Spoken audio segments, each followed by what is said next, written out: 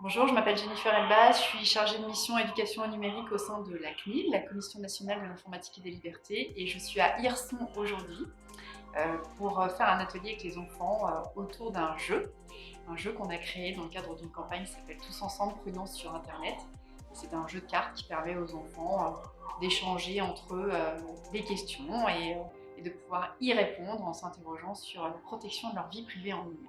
Alors aujourd'hui, je pense que les enfants ont appris à, euh, par exemple, se poser la question de est-ce que je peux parler à des inconnus en ligne? Non, pas trop. À quoi sert le contrôle parental? C'est à me protéger sur Internet. Euh, Ils ont appris aussi peut-être qu'il vaut mieux pas partager le fait qu'on part en vacances à telle date et qu'on revient à telle autre. Ils ont appris aussi l'importance de demander aux personnes avant de publier des photos et des vidéos d'eux sur Internet. Et puis, ils se sont aussi certainement bien tous interrogés sur la façon dont ils parlent d'eux sur Internet. Qu'est-ce que je dis de moi sur Internet? Comment est-ce que les autres perçoivent cette identité que j'ai en ligne?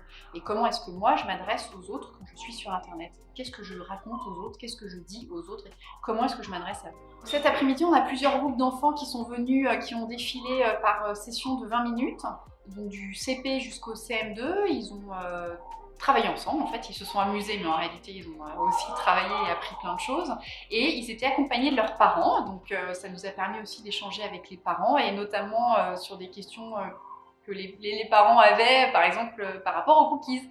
Alors la CNIL participe à ce genre d'événements en région parce que c'est une manière d'être au plus près des personnes et de faire le lien entre les décisions qui se prennent, les décisions politiques, par exemple typiquement entre le règlement général de la protection des données, le RGPD, et les personnes qui vivent partout sur le territoire. Nous, ça nous permet d'être proches des gens et de leur expliquer un petit peu les tenants et les aboutissants de textes qui ne sont pas toujours très simples à comprendre.